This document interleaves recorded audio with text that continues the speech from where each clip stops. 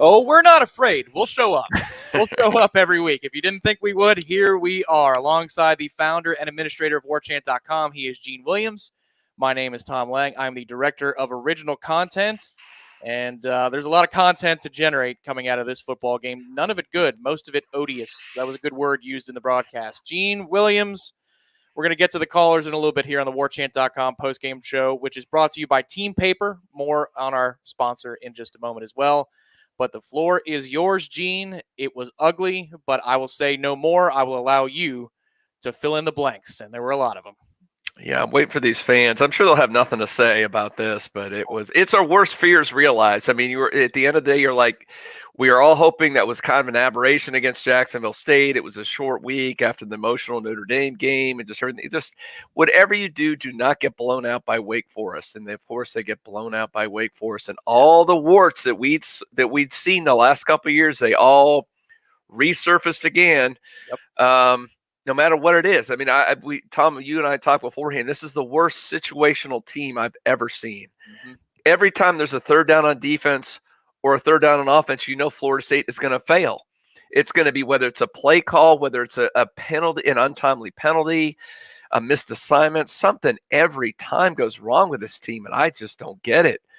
Yeah, I don't know what you got to do, and I know we're going to get this. We're going to get all the fire threads and all that thing, but I've been the one to stand pat the whole time in terms of and I'm not going to go. You're not firing Mike Norvell anytime soon.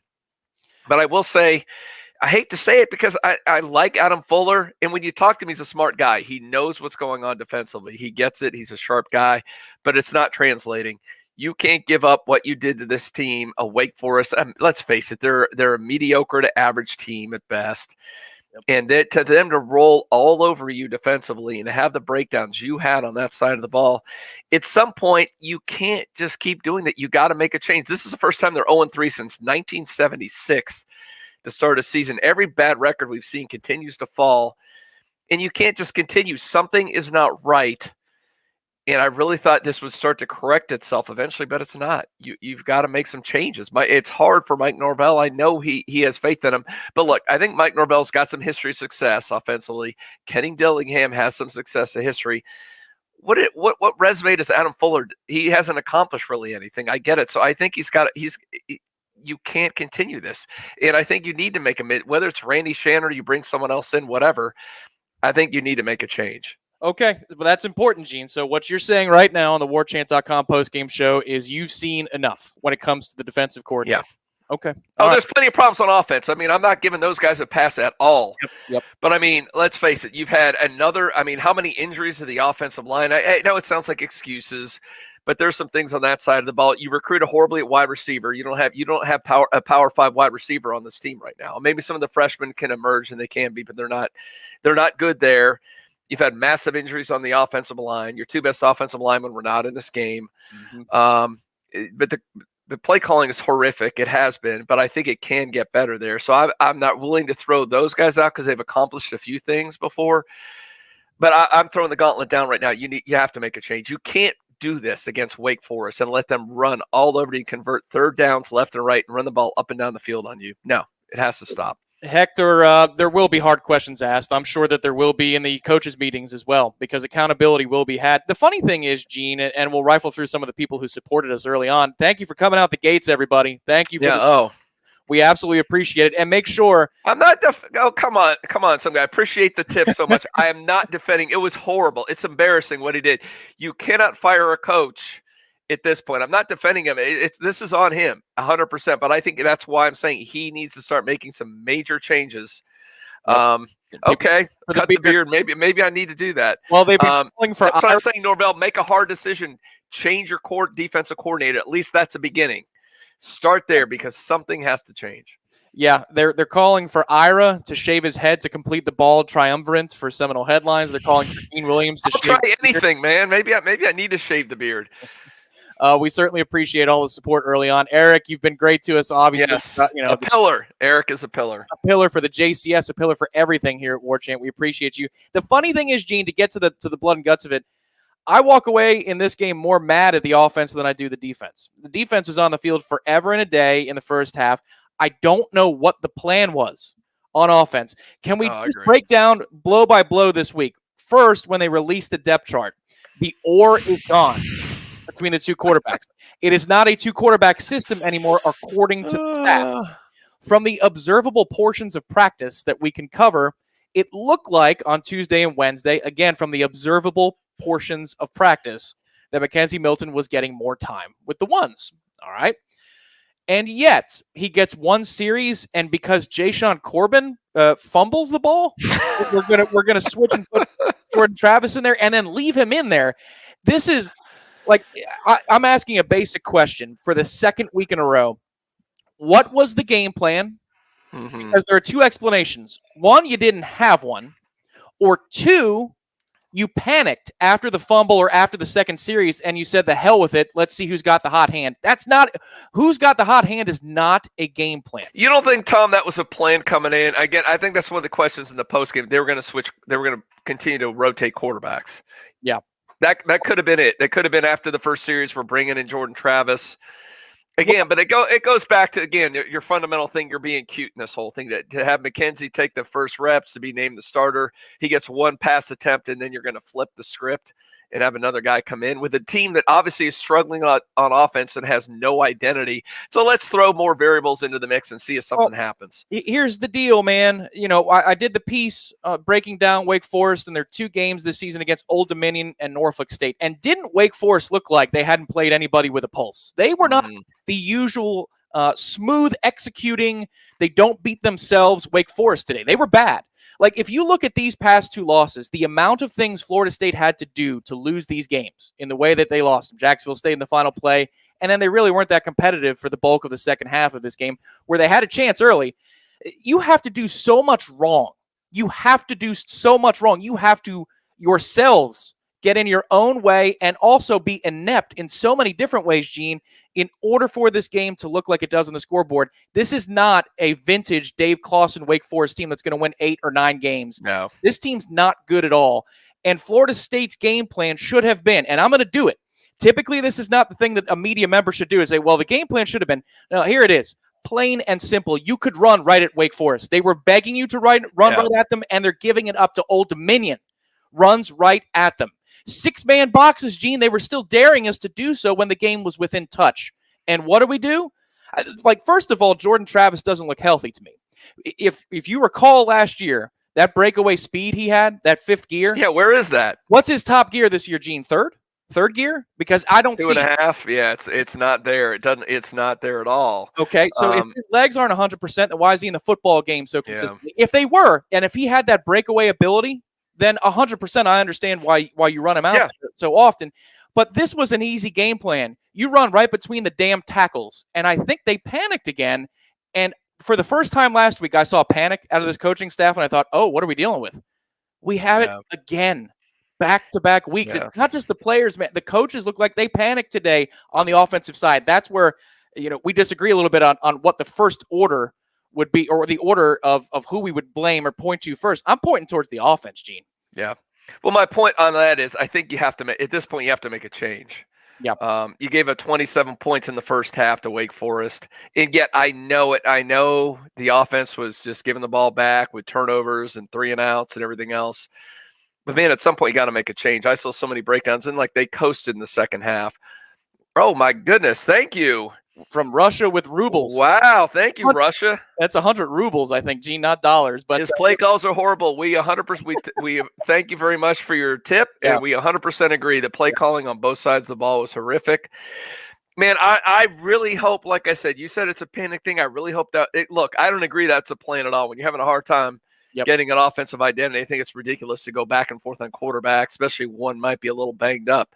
But it's really scary. If you're right, Tom, and that was a panic move because a running back fumbled, and you're the whole week you've been playing to have this guy as a starter, like, oh my God, we better put in the other guy. Well, if that's what's going on, whoa, that's bad. In the heat of the moment, unless there are more injury details than we're aware of, unless there are more, and I'll give that caveat, there are two options here: ineptitude or panic. Neither are good. No. This is a bad Wake Forest team. I can't stress that enough. But didn't we see you mentioned a good point here on running the football. Wasn't it last week too? You go out of the eye, you just run, Right. and it's there all the time.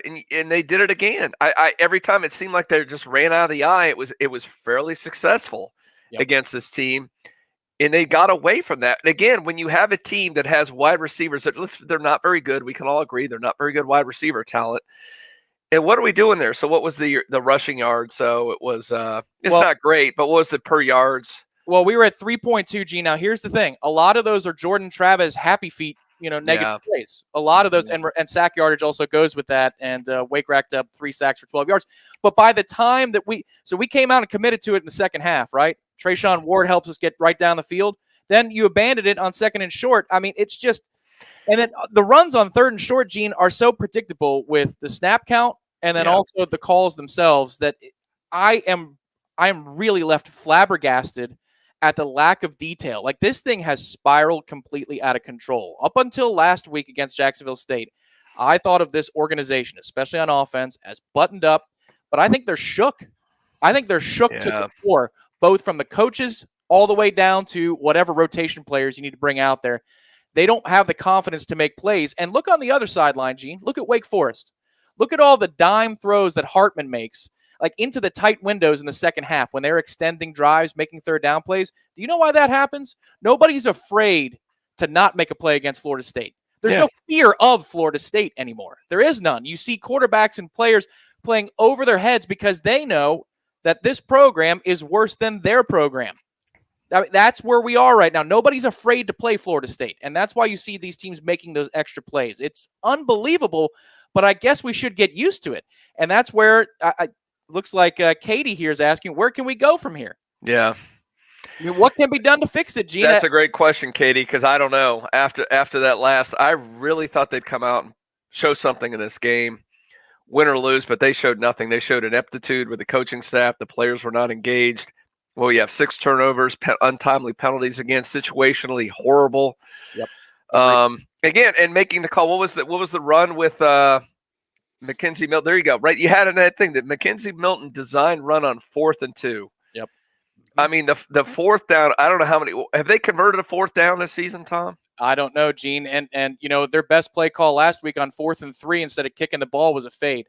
So yeah, I don't fade to a true freshman in the corner of the end zone. That's what I mean. Again, we go situational when the key plays have to be made for something positive to happen. This team fails almost every time. Like I said, they were 0 for 3. They were 0 for 2 on 4th down. They were 0 for 6 on 3rd down until they got one meaningless late in the game. Right. It's unbelievable. Every time there's a key 3rd down for the opponent when the game is on the line, they convert. Doesn't matter. It's 3rd and 2 or 3rd and 8.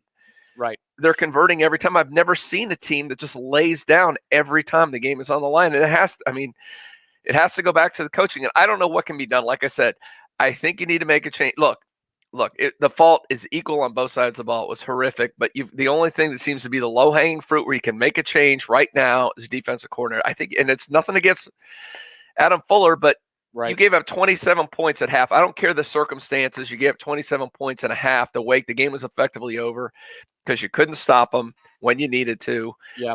And after what happened last week, the blitzing forward on 3rd down against Notre Dame cost you that game effectively. The play call at the end of the Jacksonville State game cost you the game. I don't think there was a call or two that cost you the game. This is a team loss on both sides of the ball against Wake, but you have to do something. You can't just sit here and go, oh, we're going to keep playing hard and practicing and things will work out. No, they're not. You need to do something. Yeah, the most damning stat, I'll defend the defense to a degree because they were on the field so often, the offense couldn't get any rhythm whatsoever. Like, even the shot play from Jordan, I was like, well, that's good, but here's the problem. If we don't get off the field on that first 3rd down, we're screwed because we're out of gas. Yeah. And that's what happened. It was a 3rd and 8 or whatever. They make a throw and a catch over the middle. It almost hits the umpire. And in that moment that unless Wake Forest takes 25 yards of penalties, you're not going to get off the field because you just don't have any bodies left. But the most damning stat about the defense, Gene, was through 2.5 quarters, Wake Forest has the ball. So only, what is that? 37 minutes have been played. They have 400 yards of offense through 2.5 quarters. Yeah. That Wake Forest team, the one I just got done saying that's not very good this year, that's where it gets indefensible. And I can't make an argument against you about changes needing to be made or whatever. But we obviously will open up the phone lines here shortly on the post-game call-in show. We're just so many people are supporting the program and saying things like this from Jermaine. Why are y'all so sure that Norvell won't be fired after seeing Louisville last night? 0-4 is inevitable. Gene, you want to weigh in on the Malik Cunningham experience that we're about to see next week? Oh, that's gonna be. They look pretty good, man. So that's a little more. I thought that I chalked that up as a win early in the season, man. Not definitely. I'm guessing Louisville's going to be a favorite. What do you think their line's going to be, Tom? Oh, I'd say Louisville 6.5. Yep, there it is. I totally agree. 6.5. Yep, you're a home underdog by more than a touchdown to Louisville. That's just it's unbelievable. But I don't. A couple reasons you can't. I mean, you can't keep firing the coaches over and over again. Yep. I mean. If you go back to financials, you can't afford it. Number two, after you're still paying Willie Taggart off, I think you got to give this staff inherit a lot worse things. And I'm not. Don't start. I'm making excuses for the staff. Everything's been horrific for the staff. Let's reevaluate this at the end of the year and see where things are at this point. Let's see if there's some improvement. But I think you got to give them one more year after this. I don't want to hear. I kind of throw last season out, but yeah, I agree. This season is horrible. Some major changes need to be made, but you can't be firing a coach 2 games into a second season after a COVID year. That's just, I mean, what signal would that send? No one would want to coach here. Yeah, no one would want to coach here. No recruit would want to come if you're firing coaches once a year. You can't do that. I get it. You're frustrated. You're mad. Coaching's been inept. That's why I say he needs to make some major changes and change what he's doing philosophically and maybe some of his personnel, but you just can't fire everybody. Agreed. You know, Gene, the number one word that Mike Norvell uses through adversity is response. And we were all looking for a response today out of this coaching staff and out of the team. And we got a response, but it wasn't the one that we wanted. Instead of a yellow alert or a context of, they got cued and this is a full red alert, full stop. You lose these 2 games in this manner. I thought the players in general were bought in for the most part today to start the game, but you look like that was your offensive game plan. You get blown by on defense again for an easy touchdown down the field. Personnel substitution issues, too many men on the field, special teams and defensive penalties that continue drives. No, man. No, this is now taking a terrible, terrible turn. We go to the phone lines and we go to the 757. Gator Kirk, I know what you're about to ask, but lay it all on us, man, because this is a big-time question that you're about to bring to the table. Where do we go from here to keep those high-priority recruits? There it is. Yeah. We have self-inflicted wounds, but there's also some poor decisions being made by the coaches. Yep. Well, Gator Kirk, well, first of all, great to hear from you. Glad you're hanging in there and you called into the show. Man, but that's the one positive thing you lean on, Norvell. You go, look, at the end of the day, things have gone horrible on the field, but look, he's bringing in a great recruiting class. All things considered, it's a great recruiting class. When you have a 3-win season, you're coming back, you got the number 1 player in the country committed to you and all this. But man, if that falls apart because of what's happening on the field, then what has Mike Norvell done? I mean, if you lose that class, it's moot. So he needs to hang on this class. I mean, this coaching staff has their work cut out from the next couple of weeks to keep that class intact, because you worry what happens if Travis Hunter decommits, man. Oh, woo! Yeah. I mean, the dominoes are going to start falling. You think it's ugly on the field, it's going to get ugly off the field if that happens. Gene, with the way that this organization, by that I mean the football program, was buttoned up behind the scenes, the details and all those things leading into the Jacksonville State game. This is before last week. I thought there's no way I will ever feel as hopeless about this staff as I did after hearing the stories that you heard behind the scenes from Willie Taggart's days. I am now starting to worry because I saw desperation and I saw a scatterbrained staff on the sideline today. And that is a scary proposition, especially because if I saw it, recruits saw it too. And so they better get to messaging and messaging fast in order to retain class. We go to Quay. Quay, hopefully I pronounced your name right down in Tampa. Go ahead, man. Welcome to the show. It's Q. Q? All right. Q. Hey, Q. Hey, what's up? I got a couple of things that I want to say. I've been watching Florida State since I was 7 years old. I'm almost 39.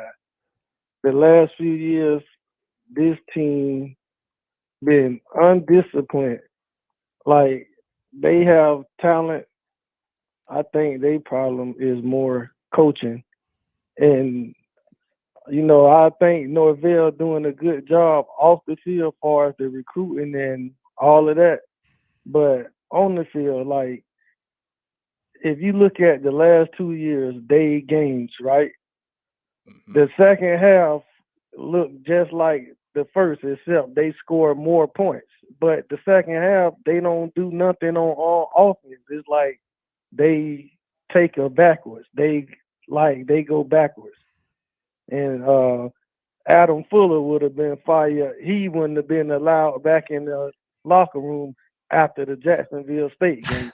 But that's just my opinion. But I'm just hang up and listening to what y'all got to say about my comments. Thank y'all. Oh, sorry, Q. I didn't know that you were going to offer us thanks for what we're doing here, which is thank you, hour. Q. It's therapy hour on the Warchant.com postgame show. Gene, your thoughts on Q's observations? Yeah, we feel your pain. Yeah. We feel your pain. I mean, it's essentially not a lot. I mean, yeah. I mean, I've said what I've said, and I hate to say it because I really like Adam Fuller, man. He's a really cool guy, man. He had that exchange with Corey Clark about the final play, and he kept saying, "No, ask me more questions. Don't worry about it. I want to explain this stuff on the play call." I have a ton of respect for the guy, and he seems to know his stuff. But man, you can't be losing like this. Yeah. Something has got to change. It could ultimately. A lot of people are complaining about Mike Norvell. Maybe it is Mike Norvell. Maybe this is beyond him. Maybe it's out of his control. But it's not realistic. You can't fire him. I'm going to keep saying this over and over. Whatever it is, how many games into his second season? You can't do that. 3 games into his second season. But I do think he needs to go back to the drawing board, make some major changes, because this is horrific. You can't lose your first FCS team. You can't be humiliated against Wake Forest and go 0-3 for the first time since 1976. There's something very fundamentally wrong here. FCS loss, and for the first time since 1976, Florida State is 0-3. What else have we accomplished this season? We'll go out to Los Angeles and Tyron. This is a good question, Tyron. I saw it in the sheet because Gene just mentioned it about the 1.5 years. Go ahead with your point today. Well, yeah, I just want to ask you guys a question. Just imagine you have this company. Company A has the same president, the same CEO for 5 years. Another company has 3 presidents in 5 years. Now, which company do you think is more successful? Company A or Company B? Mm-hmm.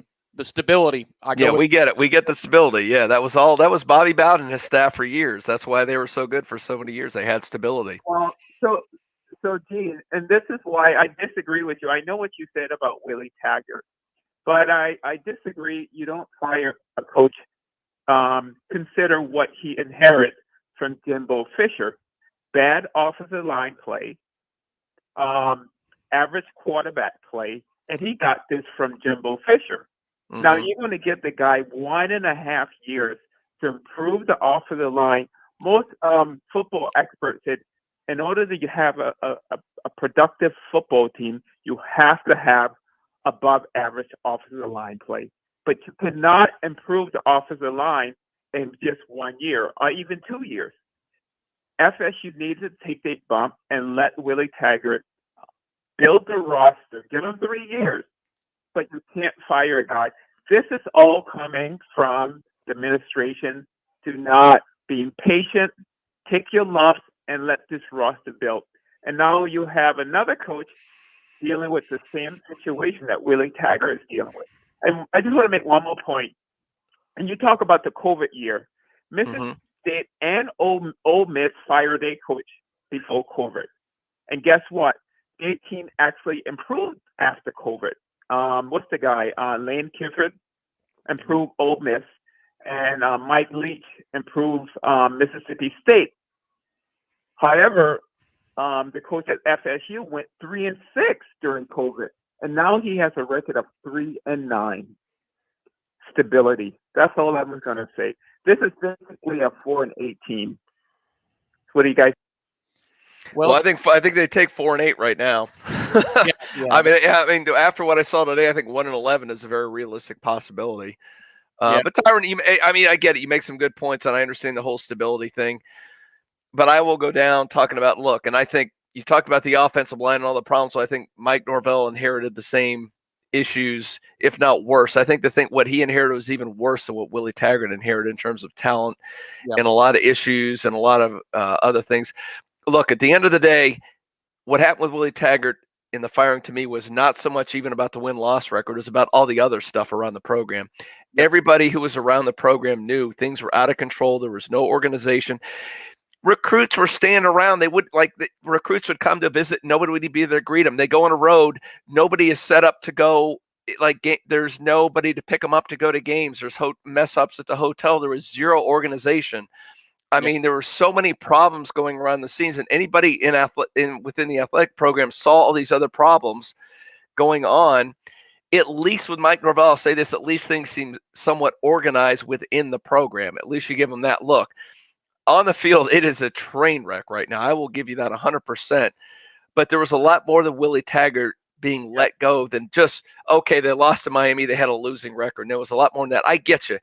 If you got a coach and a coaching staff that has somewhat competency, I agree. You got to give them more time. That's what I'm saying.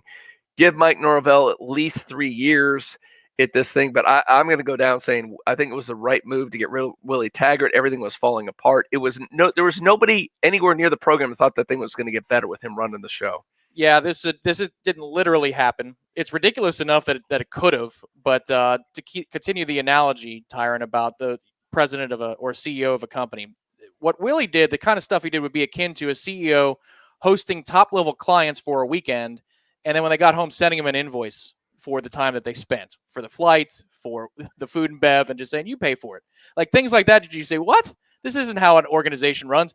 Weird stuff like that happened all the time with Willie. Now, the problem is this coaching staff is resembling the previous coaching staff with their situational management and also with the way they handle adversity. And now a quick word from our sponsor at Team Paper. Everybody, remember, Team Paper is the sponsor of the Warchant.com postgame show, and we thank them for their support. What is Team Paper? It is a website created in the era of NILs to connect you to more of your favorite athletes. At teampaper.com, you'll find videos made by your favorite players for you, the fans. You'll learn personal backstories, hear motivational tips, drills, and more. Coping mechanisms. That's what I said last week. I'm sure we're going to learn more about that. Team Paper was created for a simple mission to empower athletes and allow them to graduate with more financial stability. You can help your favorite athletes right now because 80% of every purchase at teampaper.com goes directly to the player. And if you buy the Tallahassee bundle, all proceeds are distributed evenly among the whole team. Head to teampaper.com right now in a different tab and use code WARCHANT at checkout to save $10 on the Tallahassee bundle. Anything you can do to support these guys, they need your support. Yeah. Badly. Everybody they need a support system. How about go through teampaper.com? Back to the phone lines we go. We're going to keep it here in Tallahassee. Alan, play calling, huh? All right, no problem. Right. There's a lot to talk about. Welcome, Alan. How's it going? Good. Two things. Defensively, if I'm Norvell and I was watching what was going on last year, I definitely would have replaced either or both the defensive coordinator and the secondary coach. It was absolutely same person. The technique, they couldn't play the ball in the air. It was an absolute disgrace. As far as today's game was going on, and he could have financed it, but he's making a decent amount of money. He could have financed whatever was necessary to get some type of quality because he was the one that made the decision to bring those guys in. As far as today's game, I am just absolutely stunned, and I believe that Norvell was making the calls. I think it was late third quarter, beginning of fourth quarter, on a 2 consecutive series where it was a 4th and 2 where he calls for Milton on a play and run, and then again 1st and goal from the 2, and Milton again where he gets hit from the side and coughs up the ball. The only thing I could see trying to figure what Norvell is thinking there, he's trying to be cute and figure that Milton is the last guy that Wake is going to think is going to carry the ball instead of handing it off to 2 guys that are good inside runners. Yeah, and do something normal. He gives the ball to a guy that's had whatever it is 7, 8 knee surgery, and is a very slightly built guy that really hasn't had much contact for 3 seasons. Yeah. I really have a lot of questions now about Norvell, even on the offensive side of the ball. Not to mention, he probably had a lot of input on the last second play against Jacksonville State. How do you not have a prevent defense in there? You should have had 7 defensive backs in there. And then what's the worst situation you could have had? They would have had to try a 57-yard field goal. Yeah. And if they make it, then you're tied going into overtime. I got a lot of questions with this now. Alan, preach it, brother. Alan, I am so down with your call at the end of that game. I will, and I know there's, Corey's with me, and I think Ira's a little bit, well, I kind of get it, but man, I still, the odds that a team with 6 seconds left was going to get within range to get first of all, to make that play and get a knee down in time, and then a freshman kicker who's never done anything to kick a 55-yarder. And then worst case, 1 in 100 happens, you go to overtime. Oh, I will say that to my grave. Absolutely, you should have been 100%. That should have been a prevent defense. And that's why I'm saying right now, if nothing else, you need to make a change at defensive coordinator. I'm calling it right then. But you also make a good point, Alan. And Tom put that up in the graphic he had up earlier about that 4th and 2 call, having McKenzie run. When we've seen it through 2 games, Jayshon Corbin and Trayshawn Ward are running hard. Mm-hmm. They're running well. They're reading the blocks. They're finding the gaps.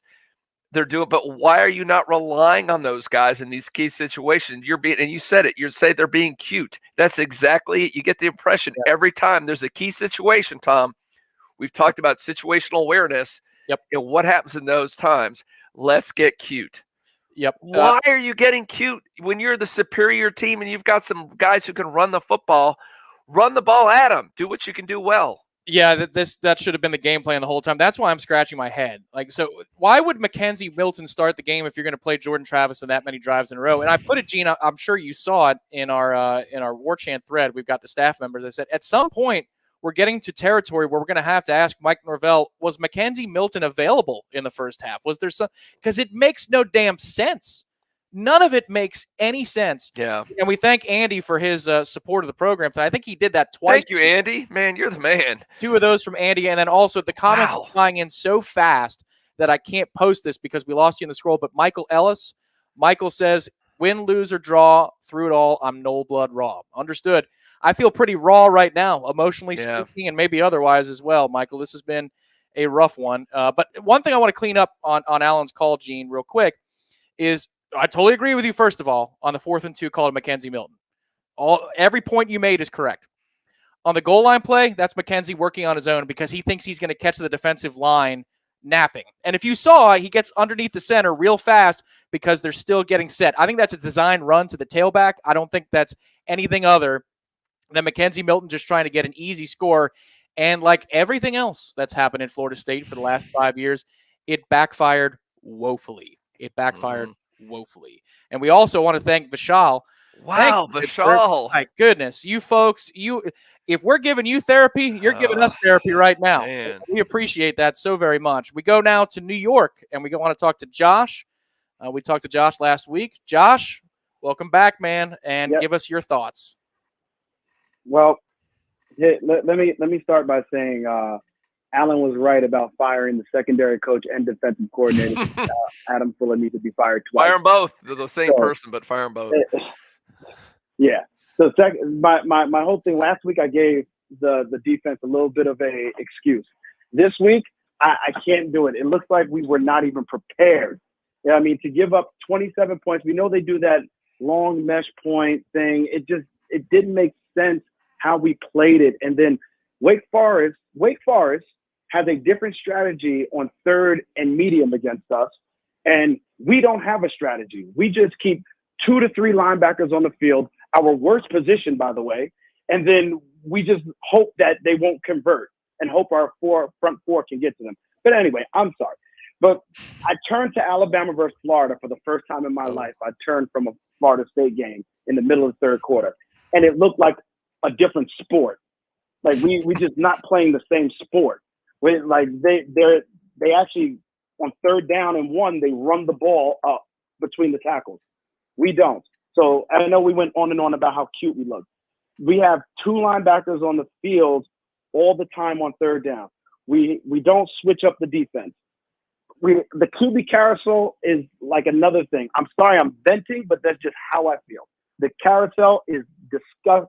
Like, why are we being cute about the QB carousel? Like, we're not giving guys a chance to even get into the game. Yeah. We don't even give guys a chance. Like, it's like as soon as something happens that's wrong, whether it's Mackenzie's fault or Jordan's fault or none of their fault, we change. And it's just, it's annoying me. It's annoying me to no end. I can't, I was hoping that we at least got to the Pinstripe Bowl so I can attend the game, but that's not happening. So No, it's not, Josh. And I 100% agree with you. The way this QB carousel thing is being played out, nobody can get into a rhythm, period. And I don't know what the hell the plan was. I can't explain it. There's no way that you can explain this plan if Mackenzie's going to go out there for a drive. It's like, what is he, an opener in baseball for the Rays? Like, I'm going to get that first 3 outs, and then Jordan can play for the next, 100 pitches, whatever it takes him. It makes little to no sense across the board. And there's no way to defend it, Gene. I mean, like, if you had to come up with a theory as to why Mackenzie Milton begins the game, then Jordan gets a series, and then you don't see Mackenzie again until Jordan comes out of the game with an injury for a play. That first play, he throws an interception. Like, how? How's that possible? I want to believe I don't want to believe someone was hurt, but I would say either A, he was hurt, would explain it, or it was a plan coming in to rotate the quarterbacks, which, again, when you have a team that's struggling, has no identity, that's the best, and that's the best case scenario, Tom. The worst case is what you're saying is they were panicking. Yeah. Every time something goes wrong, let's change quarterbacks. But that's the best case scenario. And if that's the best case, it's still awful. If your plan was to rotate quarterbacks with a team that's struggling on offense, has no identity, and things aren't going right, man, don't throw more variables into the mix. Correct. I don't get it, Josh. I get it, man. It's frustrating as hell. I don't understand it. Man, I don't know what to do. I don't know what to say. I want to be cathartic to these people and give them some hope, but I don't know what to say. This is ridiculous what they're doing right now. You want some catharsis? I'll give you some catharsis. There you go, Tom. Please bring it. Joke. It's a joke. That doesn't help. Is a joke. The plan is non-existent. None of it makes sense. Here's why. I'll give you a couple of specific reasons. If you keep Travis in the game because there's an injury on the offensive line, you would do so because you trust his legs. He doesn't have them right now. I don't know why, but watch him run the football and tell me that he looks like the player that he was last year. So clearly he's not 100%. Secondly, it makes no sense because Old Dominion was able to gash Wake Forest up the middle. I don't care if you have to shuffle people on the offensive line. The best thing that you could have done today to establish an identity and also help keep the defense off the field instead of being on the field for 40-some plays in the first half is run the football. And it worked. Yeah. What are you afraid of? That Corbin's going to fumble again? You took him out of the game. What is it? I mean, no. That's funny. I got to go to a local establishment. I saw a little bit of the early Miami. It was nice to see Michigan State roll over Miami, by the way. That was kind of fun. But we're watching that game, and I'm sitting there with a friend, and I'm watching this, and, Michigan State, but they were just consistently running. Occasionally on a first down, they throw the football, but they kept doing the same thing, and eventually it paid off. And I'm like, it's so nice to see a team go in with a game plan. I mean, this is our identity. This is what we are. This is what we do well. Yep. And eventually, if we keep with this program, it's going to work out. And eventually, by the end, Miami had no answer, and they gashed them through the middle. If Florida State goes in with that game plan offensively, I'm convinced by the second half, they're gashing Wake Forest if they stick to the running game with Corbin and Ward and over and doing that. That's your identity. It's not switching quarterbacks. It's not doing all the cute stuff. I don't see how they can look at the film and not see that. Yeah, that's what scares me. And Kurt, the reason I'm this fired up is because this is a gettable game that you let get by. And you are now one step closer to finding a way to imploding this recruiting class. Mm-hmm. And it is completely preventable through your own preparation. That's why I'm fired up. It's disgusting. Next up is Matthew in Fayetteville, North Carolina. Matthew, welcome to the Warchant.com postgame show. Hello. How are y'all doing? We're fired up, Matthew. We're fired up. I'm not fired up, but I understand. I appreciate the energy. I'm going to jump off what you just said about recruits. I think there is a huge disconnect, obviously, between what Norvell is saying and what is happening on the field. And I think, honestly, the defense is not to blame. I mean, the offense showed what they were capable of last year, and we saw that they could put points up. We saw that they could adjust and they could adapt. And what we've seen this year is a defense that has produced. How many turnovers did we create tonight? And we still have an offense that cannot capitalize on those turnovers. And I think you're going to have some recruits who are going to say, like, hey, man, I was committed to this staff. I saw what we were capable of. And then I see what happens tonight. And I see that you guys are not putting me in the position necessary to succeed. And so what am I supposed to do as a recruit? And I find that real disconcerting as a fan, because I believe in Norvell. And I think that I like what he has said, and I like what he has portrayed so far in terms of his conduct. But when you look at the field, there's not really anything to back that up. And I think that's a problem. Well, Matthew, real quick, let me ask you a question. When you walked away from the phone there for a second, were you making a drink? Were you getting a refill? I was not, but I have had plenty. Yeah, there you go. All right. That's my man. Attaboy. Yeah, Gene, it's coming up. Just a lot of concerns about what kind of message this sends for the future. You know, it didn't occur to me. I was so worried about how we blew this game. Last week, it was very much on my mind, the implications in recruiting. I didn't even think about that until I saw the comments flying in. And you had a lot of kids circle the wagons last week and say, I'm all in. You think they're going to say that again this week? I'm not trying to be doom and gloom. Yeah. What did they have to hang their hopes on? Yeah.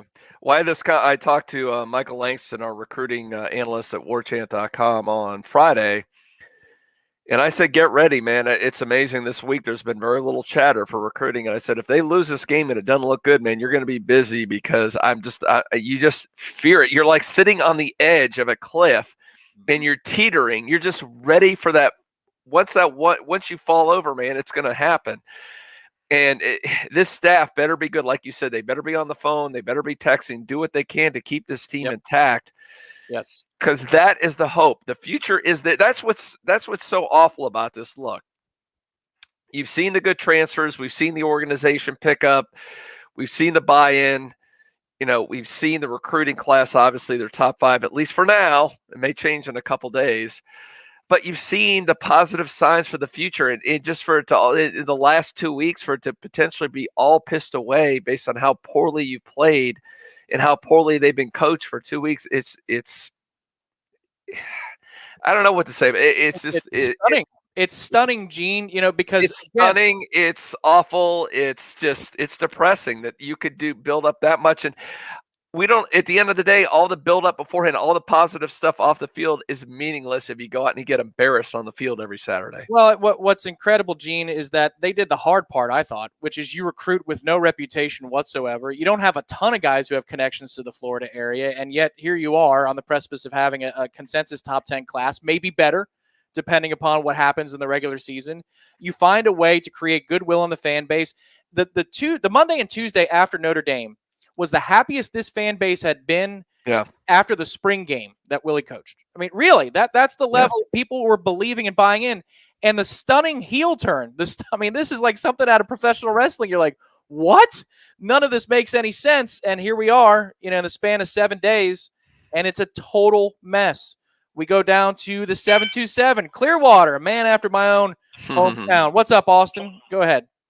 How you doing? Thank you for taking my call. You bet. Go ahead. I think other callers have kind of hit on it, but the recruiting class, of course, is the biggest thing as far as this season is concerned after last week.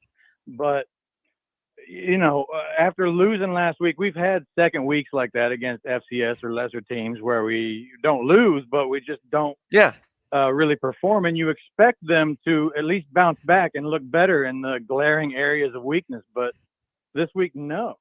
Penalties, they were terrible. The mistakes, the lack of execution, it's more than concerning. Where did we look better in any area this week? I don't think so, and I'm at a loss as to where we go from here, because it's awful. And can we even hold this recruiting class together? If we hold on to Norvell, maybe we make changes below him, but if we don't make big enough changes, where do we go from here? Well, Gene. Yeah, That's the hard part. I want to clean up one thing from earlier is that we also have Marcus Woodson, who's in charge of the defensive backs as well. And if you're trying to keep Travis Hunter, well, here's why. Here's why I bring it up. If you're trying to keep Travis Hunter, you don't want to let that guy go, because I think that's where the bond is the strongest. If you had to rank the bond between Adam Fuller and Hunter and Marcus Woodson and Hunter, I think the bond would be with the position coach, not the coordinator. So that would be that's a good point. Whatever you need to do to keep Travis Hunter, you need a difference maker on, because I really think Travis Hunter starts out on offense. I know there's a lot of talk about that, but I think you need so much help there that I think having a dynamic guy like that with a ball in his hands, I think you got to do that big time. But yeah, Austin, again, I get it, man. The recruiting class, it's scary and everything that's happened. This is the thing, and I had several, of course, Tom, you get it all during the week. You get people come up to you, what's going on. I mistakenly, several people, I said, look, at the end of the day, look, it was a horribly coached game. They made a ton of mistakes. But I thought the program is headed in the right direction. They actually look better than the last Jacksonville State game to me. They look better. You know, they lost. The ULM game from 2 years ago, I thought they looked better than they did in that game. It was a loss, but, I think things are on the field actually look better, and I think you'll see that this Saturday. Boy, was I wrong. Mm-hmm. And the one thing I was worried about, they was going to let that loss get into them. It got to the coaching staff. It got to the players. And now they're playing down to that, whatever it is, what their expectation is. We're a team that lost to an FCS team, so we're going to play like that. We're going to coach like that. Mm-hmm. And that's exactly what they did. Well, there's one point that our own Jeff Cameron's made since the preseason, which is you need something good to happen to you so you can inspire belief. And what it looks like now in so many instances is we're looking for something to go wrong. And when it does, it confirms our worst fears. And then you see a lack of confidence, and that begets poor plays, players trying to do more than they should, the mental errors that we're speaking of, and maybe as well some overwhelmed coaches, Gene. Let's go back to the first quarter. A huge situation. You get the turnover. I was surprised that there was no flag on the play for pass interference in real time. Sidney Williams and I forget who else were in on the play. They were bracketing a receiver for Wake Forest. You get the interception, they pick up the flag, and then you fumble right away. How could you embody it more, I thought. Then I saw Mackenzie Milton fumble inside the 2-yard line. I thought, oh, I'm sorry. I'll never They redefine it just give them time, Tom. They'll do it. Hey, I want to throw this out there because I don't know if we got this. It was our buddy from Russia again. I think this is the second one. That's right. It was I'm sorry, the comments were flying by, but man, thank you so much. Yeah. I don't know if Toafili is the answer. Yeah. I do think running the football in a traditional format is the answer. Mm-hmm. Whether it's Toafili, Corbin, Ward, I think that is the strength of the team. Yep. But thank you. Good night, Nole family. Okay, he says he's in St. Petersburg, Russia, Tom, and it's 2:24 a.m. So wow. We just went from Clearwater, Florida to St. Petersburg, Russia. Well, to St. Pete. We almost went for the 2 St. Petersburgs. That's right. And now we'll go to Charlotte, North Carolina, where Donnie wants to jump into the program. Donnie, go ahead with your question. Welcome to the Warchant.com postgame show. Hey, what's going on, guys? Hey, Donnie. So first, I got a couple questions for you guys. So if you had to take your house and your life savings and put it on the Florida State UMass game, who you taking? Well, I would never make that bet, Donnie, but I see where you're going with that. I think that's, like I said, I think 1-11 is on the table. I still think, is Walt Bell rolling in here beating FSU? Yeah, man, I don't know. That we think we've hit rock bottom, but I think if you lose to UMass, that might be a new rock bottom. I still think they're going to win that game. Yeah, but that may be it. I mean, if you wanted to say put my house and savings on them winning 2 games, I don't know if I'd do it. Yeah. So, Don, before you go ahead, I'll tell you that if I have to put my life savings, I'm putting it on Florida State. Eastern Michigan just beat UMass today 42-28. So, I mean, I know the bottom keeps getting redefined, so I understand your point. But go ahead. I was just going to say, I don't know if I would be confident putting on Florida State. I'm not confident. Yeah, I definitely wouldn't be confident if I had to put it on Florida State. But a couple of things I wanted to bring up as far as the coaching staff, obviously, right? So we keep saying that Norvell, all I've heard was Tom and Jeff talk about how buttoned up this organization is. And so, the only really clear difference that I can see in the staff is that when Mike Norvell and Adam Fuller get to the mic, they take full credit. They say, you know what, it's our fault. And like to Jeff's point one time, you can't keep coming to the mic and say, oh, well, it's our fault. Well, eventually that's going to get you out of here. And so that's kind of what I'm seeing. Like I said, I understand that they're buttoned up, but you use some of the same words that we use to describe Taggart staff. Is that a joke? No plan. You used both of those earlier. That Yep. you know, it was, the game plan was a joke, and they didn't have a plan.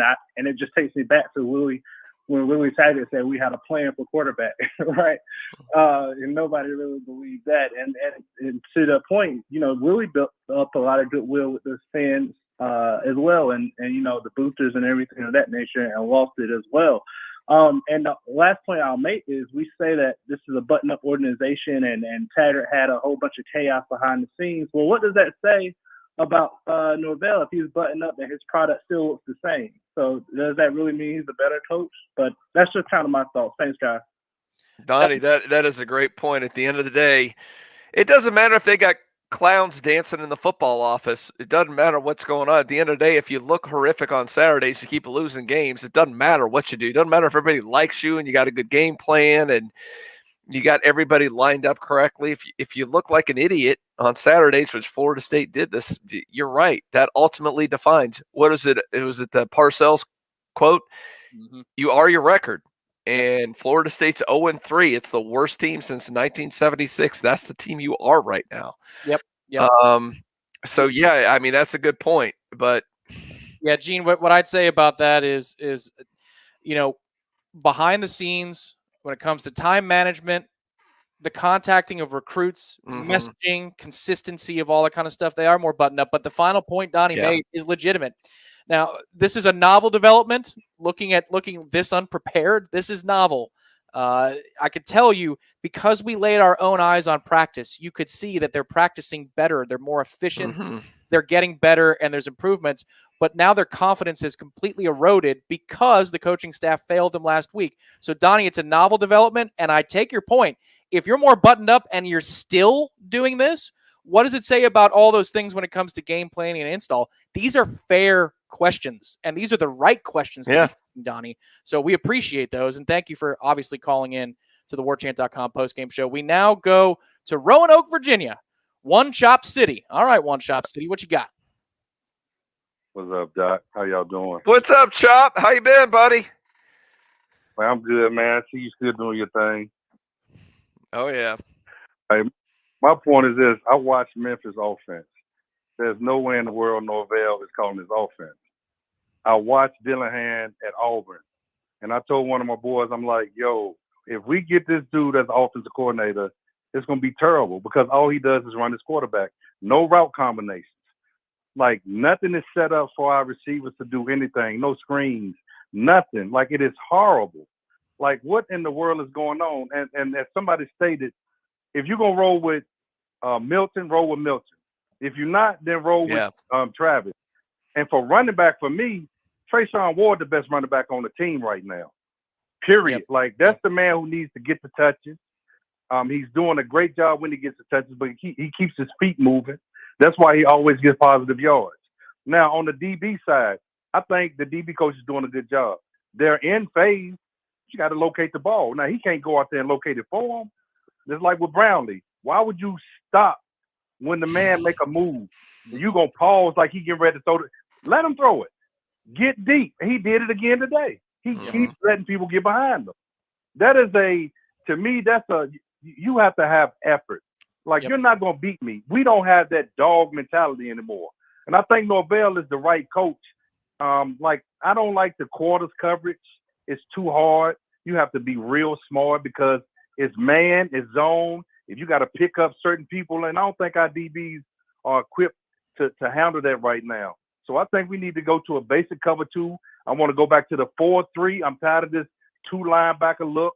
It's never worked for me. Give me 3 linebackers so we can, like, get after the quarterback and cover the middle of the field. Okay, 2 questions for you, Chop. Number 1, on that play in which he gets burned deep, did you see some jogging going on in trail after that? Oh, yeah. Yeah, I did too. Oh, a whole lot of jogging. Yeah, okay. I'm just making sure. I wanted to make sure you saw that too. And then secondly, here's where I have to ask you a tough question, which is, you want to go to a 4-3? Tell me the 3 linebackers. Yeah, that's the only – Chop, I've known Chop for a year, man. He knows football better than anybody. And I will say the personnel on the 3 linebacker look, the problem is you don't have the personnel to do that right now. check this out. So I look at Gant. Gant is not a safety to me. Mm-hmm. You understand what I'm saying? Now, Yes. I'm not talking about the traditional linebackers that we had in the glory days, but you can put some weight on Gant. Then I can't think of the kid's name. Got 2 names. He's a freshman. Like you can put. I'm not saying do it all the time, but we have to do something to cover the middle of that field. Yeah. Because having 2 linebackers, it's hard to cover the middle of that field. Mm-hmm. That's all I'm saying. Unless you want to put a Rob in the middle of it, do something. We getting killed across the middle. Yep. No. And why is that team scheme up stuff with their receivers, but we can't scheme up nothing? Yeah.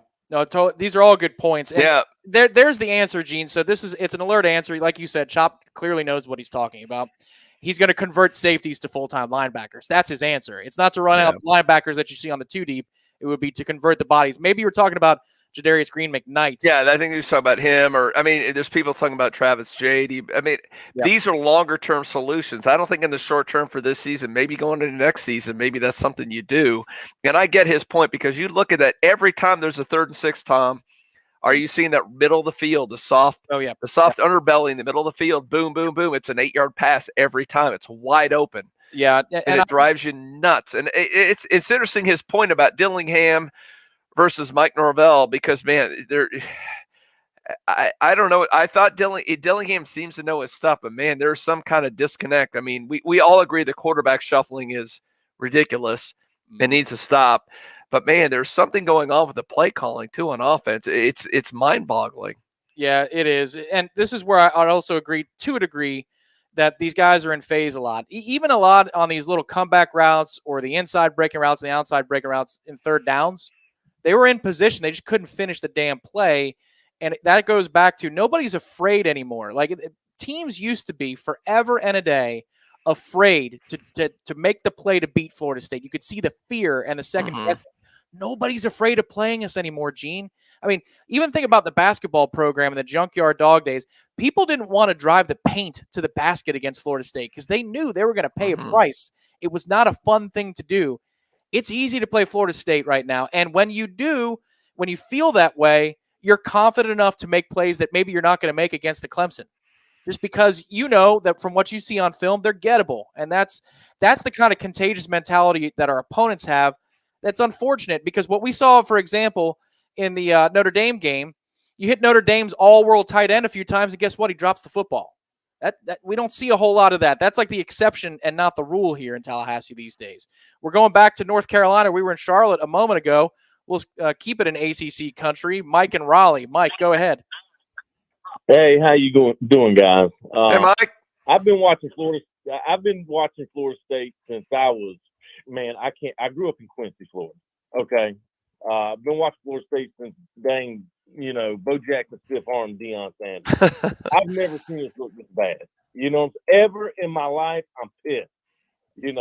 So what I want to know is this. We've had Jimbo Fisher and his lackluster, staff after the 2013. He was really nothing before then. And then he got a good quarterback, and then he went right back to the same old ways. Then we got Willie Taggart, who poured all the fuel, on the fire, and with his staff. And now we got Norvell and his staff who's dang pouring jet fuel on everything. We have 3 different staffs, 3 different rosters. My question is this. It's a 2-part question. When are we going to start holding the people who hire these clowns? Yeah. These athletic directors, man, David Coburn doesn't know what the beat he's doing because he's never been a daggone athletic director before this, and he told us this much. He doesn't even know what to look for. He has no inroads to any good coaches. Nobody wants to work with the guy, and we got an outgoing freaking president who's already outgone, But the other question is this, when are we going to look at these guys and hold everybody accountable? I don't give a crap who it is, man. I mean, turn the freaking bucket over and just dump everything out. Let's go with Chubba Purdy. I mean, these guys are cock-a-poop-a-doo-doo, man. When are we going to learn, and how can we hold these people accountable without hurting the team as players, as boosters? As fans, as boosters. You want to just stop watching, stop coming, stop giving your money. How can we hold these administrative people accountable without hurting the team? Man, Mike, first of all, props for, man, riding the fence like I've never seen, man. You were so close to going over that line and getting us in trouble, but fantastic job there, man. Man, I love the passion and all that. You know what? The president who's no longer here is responsible for the last 2 coaching hires. At the end of the day, I get there's been some athletic director changes, but that's the guy, man. And I know he's beloved by a lot of people, but man, I think he messed up on a lot of things with both how he's handled athletic directors and how he's handled coaching hires. But unfortunately, he's gone. So you can hold him accountable if you want, but he's on an Adirondack chair somewhere enjoying his retirement.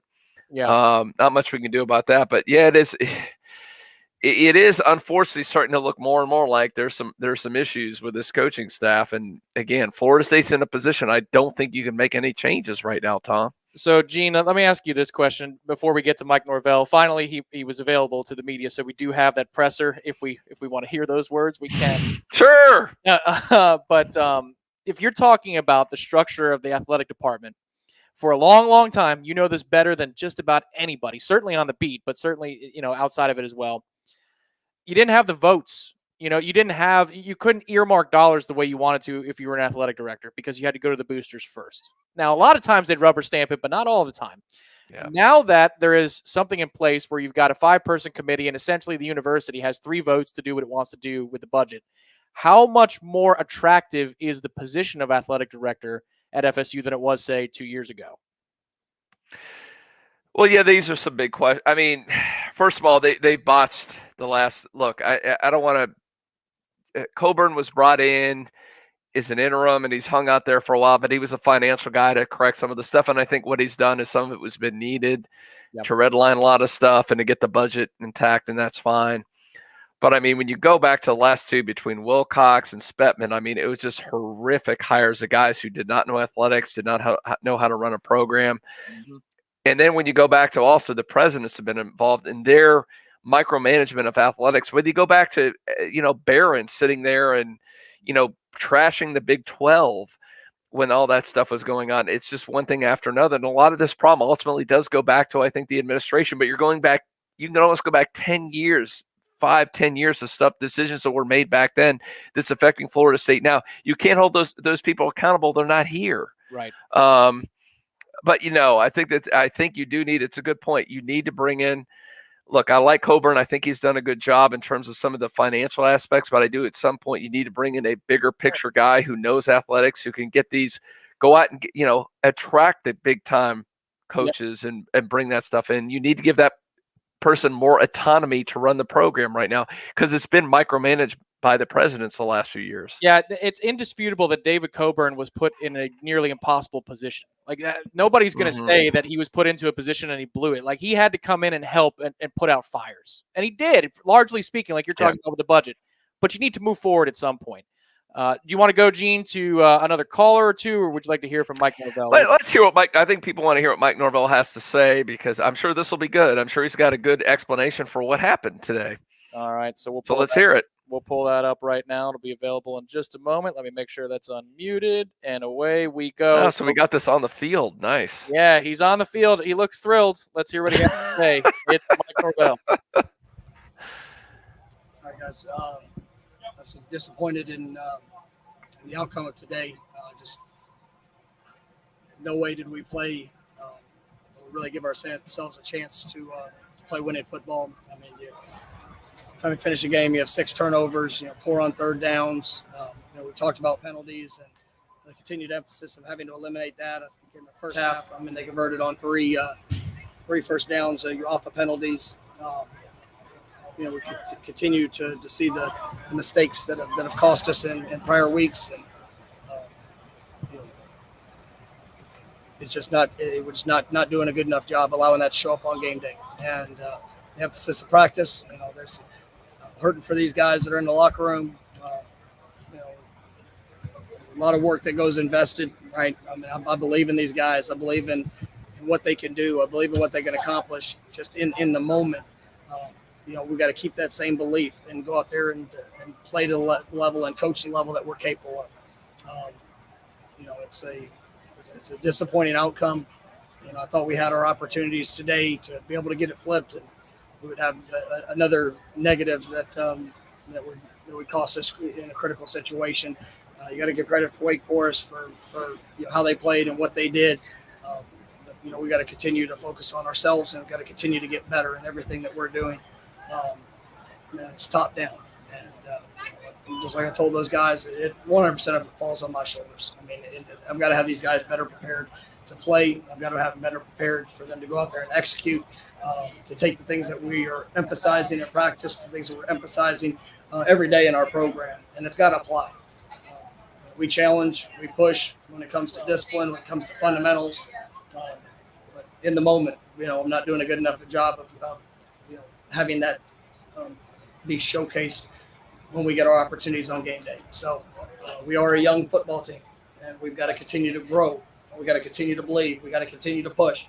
As just like I told them, the standard of the expectation. I'm not going to lower a standard of expectation, but we've got to make sure that we're doing a better job of implementing those things throughout the course of the week, and then allowing them to be applied on game day. So I do believe these guys. I believe in who they are and what we're here to do. Are you seeing any positive signs of growth, or is it discouraging that mistakes keep showing up and maybe what you got out of the gate today is maybe not what you expect after the loss you suffered last week? I don't. It's disappointing. I mean, just to see the types of mistakes that showed up. I mean, those are the things I was hopeful to see corrected, and the emphasis of them, all the things that we're trying to do to get that eliminated, for it not to apply. It's just disappointing. I mean, there are positives within the program. There's positive within the growth in the individuals. It's just in the moment.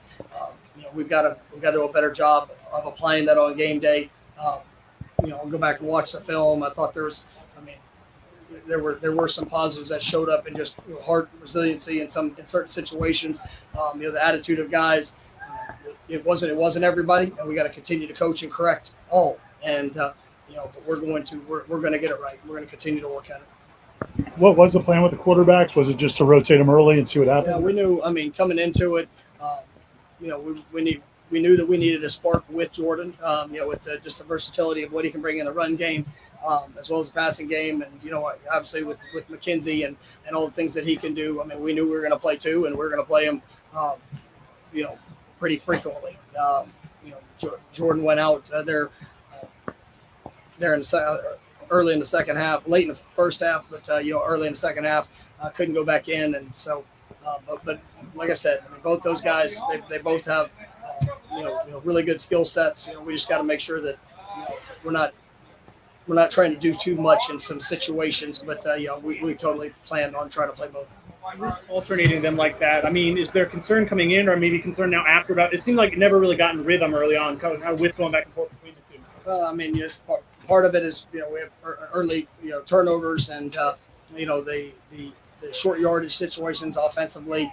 We got to extend drives to be able to get into that rhythm. That's something that's critical. Playing the quarterback spot. I mean, there's parts of it that are fully rhythm based, and then there's some things that as you sit there and you get your opportunities, you just got to go out there and play the level they're capable of. I mean, these guys know that. I mean, we need both of them. I fully believe that. I think both have really good skill sets. And who they are and what they're about. And that's what we're going to continue to help develop along the way. Coach, if you address the lack of continuity with the offensive line this year with the injuries and not having the same. That's something. I mean, it's no excuse in anything, but it's hurt. I mean, that's Rob Scott. We're hopeful that we're going to get him back today. Tried to go in pregame and just couldn't go, and then we had basically reshuffle the line once again. Just for different reasons throughout the course of the game. But we gotta get those guys back. We got to continue to develop and coach. We still that's a position that is young, and we've got young guys and newcomers and guys that are battling and working to try to improve. But I mean, it's definitely hurting. Mike, did the struggle of the Wildcat last week cause you not to use it this week? You've been really good in short yardage. Really, the first 11 games you were here, using predominantly Wildcat in those spots. Yeah, I mean, there's a couple things that we had it as a secondary part of the plan. Some things that we had that kind of got taken away there, later. Some certain things that they'd shown that I didn't know that we would necessarily have the the advantage for what we were looking for in some of the short yardage situations. Something we're going to continue to evaluate. I mean, that will be a part of our plans moving forward. It was discussed, but just in the game week prep, there's something that we thought we had better. You come off a loss like you did last weekend, and then turn it over 6 times against in this game. Do you question's not the right word, but how much confidence do you still have in your message getting received by them and sticking with that message and keeping it going and having confidence that it's going to turn around? I mean, it's how I show up every day, and I believe in these guys, and I'm going to work my tail off for them. I'm going to work off for this program, for everything that we're striving to achieve. It's disappointing when you lose. And it's sickening. And when you play and make the mistakes that cost you like that, you have to continue to evaluate. You got to continue to address. You got to continue to invest. And you got to invest in them. Like I said, we are a young team. We've got to have a better sense of continuity and consistency in our actions there on game day. But I believe in what we're doing. It's been my entire playing and coaching career. I believe it's done to a certain way, and I've been fortunate to see it applied and work really well over that course of time, and it's going to, right? Because we're about the right things. We're not about other, we're about the right things. Let me say that. We're building these young men, and we're building them as players. We're building them as who they are, and at the end of the day, we've got to apply that and go out there and win football games, because that's why I'm here.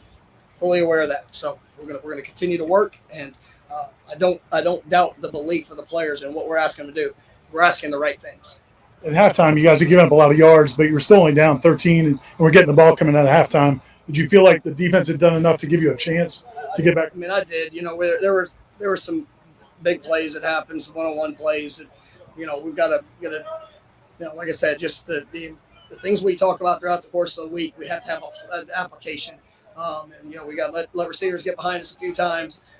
That's good offense. I mean, we knew that coming in. They were going to have their plays, but then, we can't let one play affect the next one as well. And but when we got the stop, held them to a field goal there, knew that I was very confident. I was confident throughout that we were going to make a run, that we were going to be able to put it together. Got down inside the 5 or inside the 10-yard line and at the 2-yard line twice, and not able to get a first down, and then turning the ball over. I mean, that's 14 points. And it's a lot different at the end of the game, but those plays happen. All right, that was Mike Norvell, obviously sharing his thoughts post-game. You heard a lot of questions from our intrepid reporters up there in Winston-Salem, and one of those reporters is joining us right now, folks. It is the hardcore Corey Clark. What's up, Corey? And obviously, go ahead with your initial thoughts on this particular gem of a football game. I'll be honest, I kind of liked what I saw. A lot of fight. Corey coming in strong. Yeah, sorry about the angle, guys. I'm trying to figure out my phone, and when I do it sideways, it does that. So, which is weird. So I'm going to have to do it the long way. But look, man, it was baffling. It was almost as baffling as last week. They just don't seem to have a rhyme or reason to what they're doing on offense.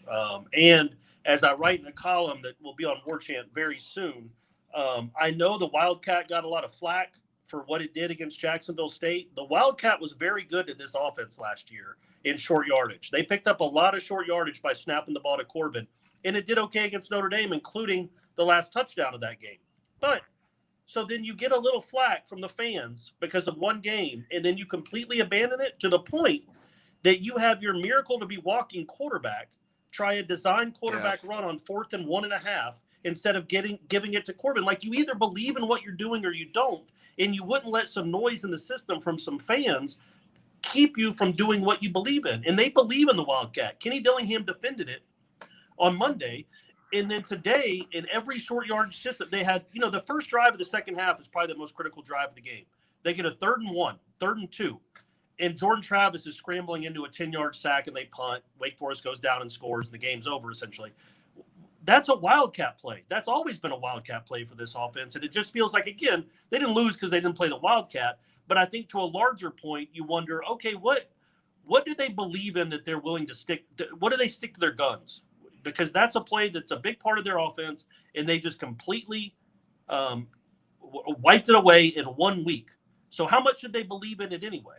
Or clearly not. They weren't that strident in their belief on that play, and the short yardage was terrible today. Terrible. Well, the whole thing was terrible. It wasn't just short yardage.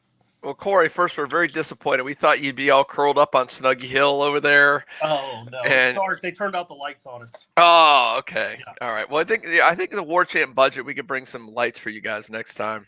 Be out there on Snuggy Hill. We can do that. But no, that goes back to a great. You brought that up, and it almost seems like Tom kept bringing up the whole. So McKenzie goes out on the first drive. Jayshon Corbin fumbles, and then they switch quarterbacks. Was that a panic move, or was that – I mean, Mike Norvell said they designed to change the quarterbacks out, but you mentioned the Wildcat system. It almost seems like this staff is just reacting like politics. Yes. The wind, it's this way, it's that way. We're going to do whatever – I mean, is that what you're seeing what's going on here? That, again, that's why I bring up the Wildcat example. That seems very discouraging. That seems like almost like Willie Taggart when we kept asking him, why do you just not fair catch every kickoff? Because you're going to block in the back and you're going to start at the 12. And then the next year, all they did was fair catch. They didn't even teach kick returns. It didn't look like. They're like, we're just going to fair catch it because we can't teach it the right way. And it feels like this was just very reactionary. Everything I thought starting Milton against Jacksonville State was reactionary. I thought what they did here was reactionary. I would assume they just had a plan that Travis was going to come and play that second series regardless of what happened. But yeah, Milton throws a 6-yard pass, nice, easy catch. And then the very next play, Corbin fumbles. And then Milton, I think, plays, 4 more snaps the rest of the first half. It's Trayshawn Ward has a 22-yard run, scores a touchdown on an 8-yard screen pass late in the first quarter, doesn't get another touch the rest of the first half. Again, they didn't have a ton of attempts in the second quarter because their one scoring drive was a one-play drive. But still, it's just things like that. They don't really line up. And these guys, we were sold. The reason Norvell is at Florida State is because his offense has put up a ton of points. In my column, Adam Fuller isn't Mickey Andrews. We get it. But the defense wasn't the reason they lost this game. Defense wasn't good. Nobody's here arguing that. But Florida State's offense was abysmal. For the second week in a row, they've now scored 31 points in 2 games after scoring 38 against Notre Dame. I don't know how it's that kind of fluctuating like, okay, we're Wildcat, we're not Wildcat. We're Jordan Travis, now we're Mackenzie Milton. Now we're Travis again, now we're Milton again. Now Travis is hurt, gotta go back to Milton. You can't get any consistency or continuity that way. That's all. And I don't know why they did it. Milton practiced this week. Clearly, he was the guy we thought. And then 2 plays in, you make a quarterback. You do that thing with the quarterback again, just like you did last week, and it worked just as well. Of course, is it as simple as this? They have no identity on offense because it seems like what they do well is you get in the eye and you run Ward, you run Corbin, and maybe even a little Toafili now and then when he's playing well, and that seems to be the one thing they do well offensively. But they get away from it all the time. Is it? And they change quarterbacks. They do all kind of crazy things. Is it just not having an identity? Yeah, they certainly don't have that, Gene. There's no other than they're not any good. I guess that could be an identity. You're not good on offense. That could be an identity. But yeah, they don't know what they want to be. I think they're a predominant run team, but you've heard me. I thought Jordan Travis should have played against Jacksonville State. I think if he starts and plays that game, they win that game. I still think their record is 1-2 right now, not 0-3. But your 1-2 is better than 0-3. But the problem with Jordan Travis is what we just saw. He got hit in the first half. Crazy Hail Mary play there. Tried to come back in the second half. Got sacked again. That's a wrap. Who knows when we'll see him again? All right. That's an issue with Jordan Travis. I know what Tom's going to bring up. Tom, I want to hear this. Yeah. Okay. So, Corey, in your opinion, is Jordan Travis 100% healthy when it comes to even before that hit? Before the hit, in terms of his ability to be explosive with his legs? No, but I don't think it. To me, maybe he put on too much weight. Maybe he gained because I know he tried to put on weight so he could withstand these kind of hits. He does not. So there was a play. I think it was on that first drive of the second half where Ward has a nice run. And then for a first down, they're in Wake territory. He pulls it out on the next play, and it's him one-on-one with a Wake cornerback. Nobody else is on that side of the field. Last year, that's probably a touchdown. It's at least a 25-yard gain. He gets 4 yards on it. So, no, that's the thing Travis isn't even running like he ran last year. Yeah. Now, defenses, I don't think maybe they've caught on to it now, and it might not matter because he's hurt. But I think his presence back there was still opening up some things. But now that we've seen him for 2.5 games, yeah, he doesn't look like he's running and moving like he did last year. But I don't know if it's a health thing or just not as nimble as he was last year. I don't know. Yeah, no, Tom had brought that up earlier. It's just like there's not the explosive plays are not there for Jordan Travis anymore, which, again, if he can't do that and he's below average passer, what's the point? I don't know. Right, but then you have plays like Milton, that throw Yeah. to Helton. I know it's kind of desperation. It's late in the game, but what are you doing? You don't have – who was the good receiver UCF had that he could just throw it up to and that kid would go make plays? Trayshawn or Gabriel Davis or Traquan Smith, either of them. Yeah, so two of them. Keyshawn Helton ain't that guy. He's not Traquan Smith? No, he's not even. He's not the kid from Wake Forest. You can't just throw it up to your 5'7", 5'9" kid and think he's going to make a play. But the game was already over by then. I thought, Milton didn't look great either. But they don't know what they're going to be. Like maybe Milton would look really good if you just said you're the starter, and just start. But they haven't done that with either one of them yet this year. They didn't do it with Travis after the Notre Dame game, obviously, and they didn't do it with Milton after last game, obviously. So give the starter reps. Mm-hmm. Travis can come in as a wild card if you need to, or vice versa, but let the starting quarterback be the starting quarterback. Don't take him out after 2 plays. That kind of eliminates all the stuff you did during the week, in my opinion, anyway. I know, Corey, you didn't blame it necessarily on the defense, but then again, it's undeniable. They give it 27 points and a half to Wake. You had Brownlee again getting beat deep on a play. Every 3rd and 6 seems like it's a simple 7-8 yard pitch and catch down the middle of the field. Are we to the point what you're seeing? Does Norvell have to make a change or do something on the defensive side of the ball because you're just getting gutted? I mean, let's face it, if Wake would have kept going, they would have scored 50 probably in this game. They kind of slowed things down in the second half, but I mean, that's just, they seem to have offense. You get it. There's been bad play calls. The offensive line has suffered massive injuries. You have guys out there you shouldn't have out there in certain positions, but they seem to have the personnel on defense, but they're getting gutted by average to below average teams here. Yeah, well, look, I don't understand. Again, this is something I mentioned in the column that you can read soon on Warchant as soon as our boy Ira's done editing it. It shouldn't take too long. I write pretty darn clean, guys. Why do you insist on having your corners play as if they're Deion Sanders and Terrell Buckley? Why are they always pressed up on you, man to man? I just don't understand it. I don't know if it's because in practice the Florida State receivers can't go make plays against them, but other receivers do it all the time. Like, how in that spot is Jarian Jones just getting sprinted past? What defense is that?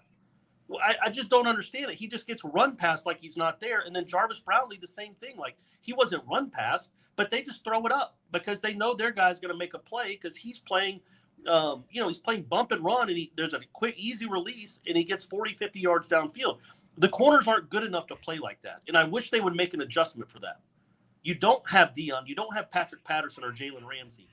Maybe I should start using Jalen Ramsey. That's a more current legend to use as an example. But I don't understand why Wake Forest didn't do that. Wake Forest defense kept everything in front. They know their corners aren't great, and they play accordingly. Adam Fuller seems to think he's got these NFL guys out wide, and they're going to win their battles, even though they never do. They almost never do. Like, kudos to Brownlee for deflecting that pass in the end zone, so holding to a field goal right before the half. But other than that, those corners didn't do much of anything. Yeah, Corey, so you compared some of the stuff reactionary-wise that this staff is doing to maybe some of the stuff that Willie Taggart did in his time. Does this staff concern you in terms of on-the-field stuff, not off-the-field organization stuff, like just on-the-field performances and lack of explanations for why they do things? Are you starting to feel as concerned about this staff as you did Willie's staff, or are you not there yet? I'm not there yet, but we're on a rocket ship to that level of concern. I'm not quite there yet, but we're getting close to the stratosphere. Just, y'all watch that. I don't know if you played the part where I asked him about the Wildcat. Yep. His answer to me it just didn't make sense. It seemed like just words to put together. There was no real reason why they scrapped it. And again, I know people hate the Wildcat. It's fine. I'm not using that as why they lost the game, why the offense wasn't very good. I'm just saying that's an example of maybe something you believed in your whole coaching career. You used it all the time. You used it last year, and then it just disappears after one bad performance against Jacksonville State. That's concerning to me that you let that dictate what you did this week and then didn't have a good answer for it. So, yeah, the game strategy stuff has been a little bit troublesome. The fact that defense still gives up plays like that is troublesome. But more than anything, Tom, the offense is a wreck. It's a wreck. And these are offensive guys. Dillingham's the 20-something protege. And Norvell's an offensive guy. That's why he's at Florida State. And this offense that's what's given me the most pause. What, are you going to come in and say hello? They're closing the box in 10 minutes. We've got to go. Let my man go. Hey, that's it. I'm done. Thank you, Corey. Hell, guys. Believe the 5 stars kicking you out. Safe travels. Thank you, Corey. Well, there he is. Corey Clark is kicked out of the press box. Those demon deacons, man, they just get the F out of here. Come on, Wake Forest. There's so much more exposure on the Warchant.com. I mean, how many Wake Forest fans were there? Maybe, the same amount as the people that are watching right now, the Warchant.com post-game show. You're getting. Yeah. Hey, we have more people here than we're on Snuggy Hill. I saw those pictures. We're asking questions, Gene, about recruiting in Florida State. We're recruiting like crazy for Wake Forest with what they've done today. So you're welcome, guys. Thanks for kicking our boys out of the press box. We'll go back to the phone line, Gene, for a few more before wrapping it up, or would you like to react to what Corey said first? No, I think Corey pretty much nailed it. There's dysfunction. I did want to ask him one last thing about. I was curious about the mental state of this team after the Jacksonville State loss. Did he see? I mean, in Ira too, he's the master of looking at the sidelines, seeing the reactions of the guys. I was curious to the mental state because we've talked about. I think 1-11 is a realistic possibility, and I just wonder emotionally at this point, is this team? Have they given up? Are they done? I guess we'll find out more, but I'm not optimistic about the next game either. No, so Gene, that was my number one concern this week, and no more callers for tonight. We have a list, and we're going to get to all of you who have called that are on hold right now. So stand by. We're going to get to you. No more new callers. Yeah. One of my concerns, no more new callers, is a good distinction. Gene, this week was, are they still going to be bought in? And I thought at the beginning of the game they were ready to go. I thought in terms of the energy level and the intensity, I thought they were ready to go. We have to ask that same question once again, and eventually the answer is going to be no unless we can win a damn football game at some point, and that is a scary proposition. Before we go back to the phone lines, one more reminder, everybody, the Warchant.com post-game show is brought to you by TeamPaper.com. TeamPaper.com, a website created in the era of NILs to connect you to your favorite athletes. At TeamPaper.com, you'll be able to connect with your favorite players via videos that they'll talk to you about motivational tips, drills, coping mechanisms, you name it. They'll talk to you. Team Paper, 80% of every purchase goes right in the pockets of athletes that you love to support. And that's a cool thing. If you use code WARCHANT at the checkout area, the old cart on teampaper.com, you will save $10 on the Tallahassee bundle. 16 different players as of kickoff tonight are a part of teampaper.com. Again, guys, the result's not what we want, but these players do sacrifice a lot. And if they're getting failed by the coaching staff, that's not on them. Yeah. Help them out, man. Team Paper, cool thing. Hey, by the way, Thomas, as shameless self-promotion, we did get a brewery sponsor here, so I'm going to keep doing this because I do have, I'm going to do this. So right now, I'm drinking an Arkebrau, which is the oldest German brewery, so they're probably not watching this in Germany.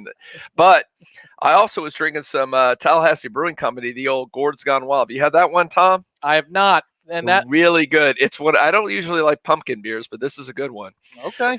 So we like our craft beer, and I'm saying if you're a brewer out there, we will drink your beer online. We'll do it, right, Tom? Will we do it? We will do it, and that will be the first alcoholic beverage I will have had live. We'll wait. We're waiting for you, brewery sponsor. Come in here. We want to hear from you, and we want to drink your beer. So come on here. Thousands of fans are watching, and they need to drown their miseries. That's right. In your brew. So that's right. Or a liquor company. Okay. We could do that. We could do some whiskey. I don't discriminate. We're going to need the hard stuff here pretty soon. Yeah. Seminole Bill. Hello, Seminole Bill and Crawford. Go ahead. Hey, how y'all doing? Tom, Gene? I know how Gene's doing. I'm trying, man. I'm knocking it back as fast as I can. Oh, man. Man, where do you start? From Notre Dame to where we are now, it's like we jumped off the high dive board with no water in the pool. We just don't handle momentum shifts well. We can't keep it when we get it. We get that INT early on, then we give it right back on the fumble. And a lot of what Corey said he's on point. Defensively, for sure the offense isn't helping them. They're not sustaining enough drives, and when they get the ball down, they're not putting it in the end zone or getting points. Just too many silly things are happening, but fourth quarter play versus Jacksonville State, talking about the D, and then some of the things we're doing today, it's a bad look, a bad feel, and we're always running guys on and off the field last minute. It just looks like we're not on that side of the ball very organized when we need to be, and how many third downs we're going to let them convert. It's like you guys said, if we can't get off the field, they're going to sustain the drives and just gas our defense, the whole game, and that's basically what they do. So it may be a time to, as Tom said, to start looking for a change at DC. Fuller's nice, but I think we need nasty. We got Randy Shannon over there, a nice little guy to have in your corner. When he was DC at Miami back in the day, they were full speed, smash you up, to the ball, intimidating, and they knew how to play pass defense. And Wake threw a pass down there. I don't know if you guys remember that they were there close to about the 10-yard line. They threw a pass. We had two guys on the guy they threw to. Both of them followed the guy like he was running deep. No one stayed short, and he hit the guy on the little skip route right there, right over the goal line. And it's just, those things can't happen. I mean, you got two guys coming to guy against TD. Just makes no sense. And then the most alarming, we let their statue of a quarterback run on us like that. I mean, I know we may not have some speed guys on our side to maybe replicate that, but that guy, Gene, you could beat him right now. Right now. Well, I don't know about that, but yeah, he's not a total statue, but I understand your point. And the one thing I'd say about the defense today, Gene, that was a little bit disappointing, in fact, very disappointing, the pass rush wasn't as consistent as I thought it was going to be. Hartman had more time more often than I thought he would. A couple of those plays that Seminole Bill is talking about, and you're getting to 4 and 5 seconds. At some point, somebody is going to come open. It's not that there weren't busts in coverage. There were. Absolutely there were. But I thought the pass rush was going to be a lot more of a factor than it was today, and that was really, really disappointing. We're going to go to Ben in New Jersey. Ben in New Jersey, go ahead. You're on the Warchant.com postgame show. Hey, guys. So I've been watching Florida State football for about 20 years, and you guys know better than me how many coordinators that is. And, throughout all that, I've been frustrated by a lot of coordinators' calls. But this is the first year I'm starting to really question, like, there's a fundamental, they're making the wrong call. So I've gotten a bunch of texts, I'm sure you guys have those. Everyone is watching the television or in the stands and saying that, it's the wrong call that their guys are making. So my question is, if you're Michael Alford, what are you telling Norvell of how to maintain the booster support? Because I can tell you right now, I know a decent chunk of boosters, they're dropping real quick. Yeah. You're not the only one, Ben. I'd say that I'm sure Gene gets more of these than I do, but even I'm getting texts from people because I'm starting to age into the booster, people who have money part of my life. And quite a few are texting me during the game saying, well, what am I spending this money for? I don't know that you can say anything to the boosters right now. You need to put your head down and find a way to win a football game, Gene. And after last night, watching Malik Cunningham and that Louisville offense, I don't think Malik it's Cunningham's a any little better. scary. Yes. First of all, Michael Alford done a great job. I think they're up to close to like 12 after being in the 9,000 range for boosters. They're close to 12,000 or they're over 12,000 new boosters. So he's done a tremendous job, and I'm sure his phone is being blown up, text and phone calls. Like, why do we go back? What are we buying into? Yep. This is ultimately what this is all about. One game is one game. It's humiliating. It's awful. But we're thinking long term. We're talking about recruiting class. We're talking about booster contributions. We're trying to build out a football complex. They need money for that. We've seen the plans have come out for the long term Doak Campbell Stadium, hundreds of millions of dollars to build all this. It all sounds great. Yeah. But if you keep laying eggs every Saturday, it doesn't matter. None of that's going to happen. People aren't going to give money to this. Yep. It is a little bit scary for the long term proposition of this program. And the direction they're going. I don't, other than going out at the end of the day, it doesn't matter what they say. It doesn't matter the organization. It doesn't matter anything else. You got to start winning some games, and you can't look like dog poopy. I think I can say poopy, can I? I was about to say the other one. I think poopy's okay. Like caca poo poo from a caller earlier. Yeah. Go ahead. Sure. Yeah, was it Mike earlier who's riding that fence? I'm trying to ride that fence and not go too far over the threshold there and saying that stuff. But man, you can't lay an egg every Saturday. You got to go out and do something positive because you got to give fans hope. You got to give recruits hope. You got to give the boosters hope. You got to give them something. And that was just complete cockapoo-poo than what we saw today. You can't do that anymore. You can't. Louisville can't roll in here and beat you by 2-3 touchdowns. That has to stop. Yeah, what I'd say, I'd use a term that's used in politics when one part of the aisle wants to point at the other about economic policy. You've got to convince people that deficit spending is the right way to go, because we don't have money right now. So you've got to find a way to borrow whatever you need to borrow, whatever the rate is, you got to borrow. The infrastructure needs to be fortified, and it needs to be fortified soon, or else this place isn't going to be attractive to anybody. Assistant coaches, position coaches, athletic directors, you've got to find a way to get more bells and whistles, or you need to find a way to get football games. But frankly, right now, Gene, I think securing money might be an easier thing than winning football games, given where. Well, they've been good at getting recruits. They've been good at securing money the last year, but they're just not very good at winning football games. Yeah, absolutely. Michael in Jacksonville, you have been waiting for over a half an hour. Thank you for your patience, Michael. Welcome to the Warchant.com postgame show. Of course. Thank you guys for having me. So my question to you guys, why after McKenzie threw that interception in the fourth quarter and just looks distraught in the, on the sideline, why are we not going to Chuba? Because honestly, there is no reason why you keep him in the game after that, because he just looks distraught. Yeah. And a side note, Brownlee should be benched. After last week, he should have been benched, in my opinion. He looked like doo-doo or whatever the other Mike said today. And so that's just my opinion. But after this week, he let a lot of stuff go, and that's just me. But yeah, it's up to you guys. So that's Gene, do you want to take that, or you want me to react to that particular call? Which part of that? I mean, the Chuba thing, I do think you're getting to that point on the quarterback situation. Look, it looks like Jordan's hurt again. I mean, regardless, like you said, Tom, whether it was hurt or he put on weight and he's not explosive anymore, he obviously hurt his shoulder in the game again. And I'm concerned about McKenzie. I just don't think the receivers are there for him, and he did not do well in that game. And I've heard positive things about Chuba making Chuba seems to be the mix of the two guys a little bit. Yeah. In terms of a guy who can be mobile and can do some things in that regard, and can also throw. He's got a stronger arm than I think maybe either of those guys do. That may be the way to go. Yeah. So what I'd say is, if you ring that bell, it can't be unrung. If you go to in that moment, I don't know that you can. But what are you trying to salvage at this point, Tom? Okay. What are you doing?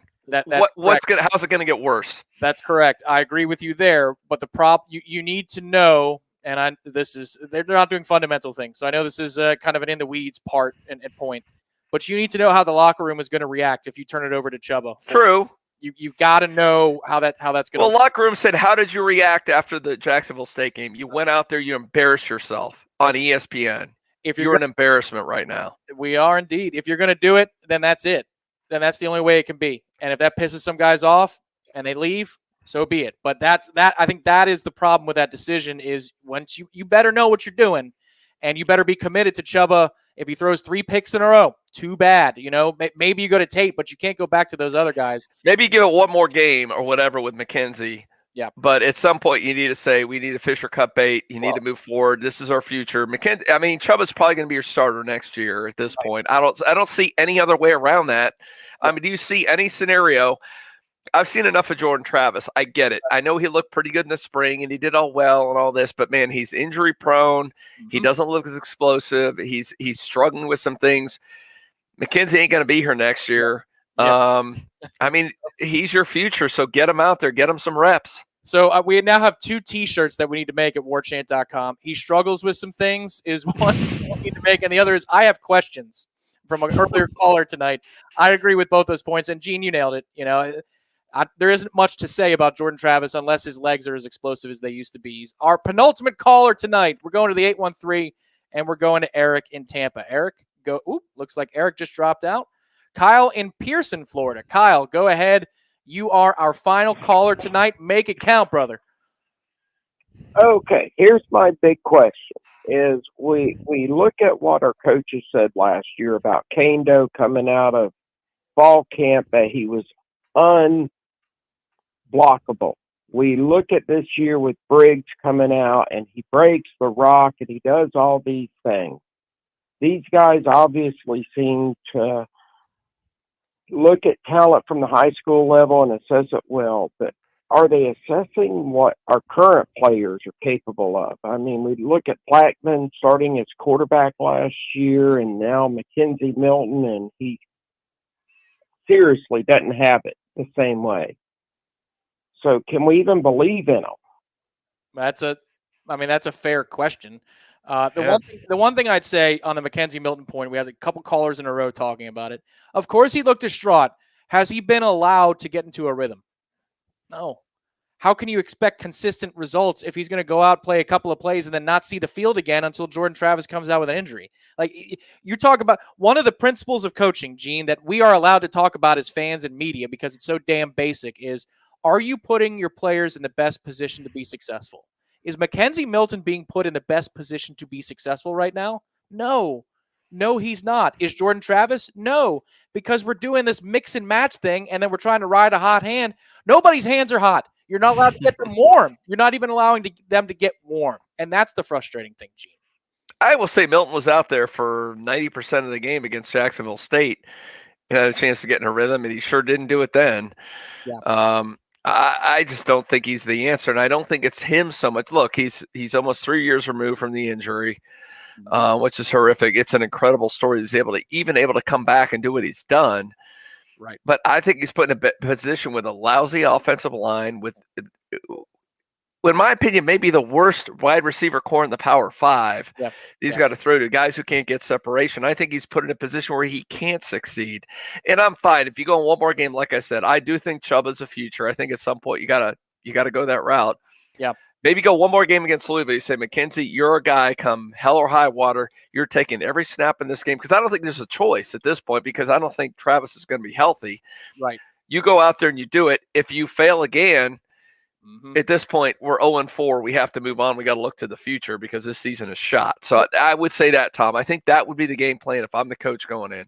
I hope he's prepared, Chubba Purdy, that is, because we talked about after the first post-game show, which is you can't count on Jordan Travis and Mackenzie Milton to start a game and finish a game just because of Mackenzie's horrific injury and Jordan Travis' proclivity to come out of the game for whatever reason. It's like watching MJ Walker for FSU basketball. He's going to leave at some point. You just got to be prepared for it. Any final thoughts you have, Gene, before we put this one to bed? Man, I think I wrote the column. I got to go back and find this one. I did a 5 takes. I think it was sometime in the late the Jimbo era when I said you hit rock bottom, man. I had no idea back then what rock bottom was. I think it was the Louisville game when you went up there with Lamar Jackson and you lost that game up there. I thought that was rock bottom. I thought this program made it worse, and they've redefined that. Yep. They seem to continually do it every couple of weeks. They do it, but I just can't imagine. I guess the only possible rock bottom you get worse than here, Tom, is if you lost to UMass. I think that would be it. I don't think there's any other possible way to do it, but I think 1-11 is realistically on the table at this point. And just some serious question. I think I asked Mike Norvell this about going back to the drawing board. I think you almost need to do that. You need to go back. Whatever your game plan was going into this season is failed miserably. Something, whether that's getting rid of your defensive coordinator, whether that's changing your whole philosophy on offense, whatever you've done going in, it's failing, and it's failing miserably. You need to change it. Yeah, no doubt. And somebody said it earlier in the comments, Gene. It's like, 2 rock bottoms in a row talking about wrestling finishers. Yes, you're correct. It's like WrestleMania against Hulk Hogan back in my teenage years. You need multiple rock bottoms in order to feel the effect of what we're going through right now. Let me see if I can hang up on our guy, and he'll actually get mad at me this time. Let's see. Is he going to tell me goodbye? No, he's not. See, no, he's done. Forget it. You keep hoping he's not angry anymore. No, I keep hoping. He's given up, Tom. He's given up. I keep hoping for wins. I keep hoping for our guy to say goodbye. None of these things ever happen. But the good news is you're always covered on Warchant TV and at warchant.com. Remember, it's not the result that you're hitting like or dislike for. It's our coverage and therapy we provide to you. So hit the thumbs up button, the subscribe button, and there's a bell. Every time we go live or bring you new content, you will be alerted as such. So listen, guys, it's therapy for us too. We appreciate you being here, and that's what we're always going to do is be here for you at Warchant TV and, of course, warchant.com. You'll have the Corey's column. It should be up by now because Ira got kicked out of the press conference, so I hope or out of the press box, so I hope he edited in time. The 3-2-1, the Pro Football Focus grades, therapy. Oh, I bet those are going to be great, Tom. I can't wait to see those grades. We're going to provide you therapy, if nothing else. For Gene Williams, the founder and administrator of Warchant.com, my name is Tom Lang. This has been the Warchant.com postgame show. Our thanks to Terry, our screener, all our callers, and the people who supported us tonight. We always thank you. And to teampaper.com for being a sponsor. We will talk to you next time.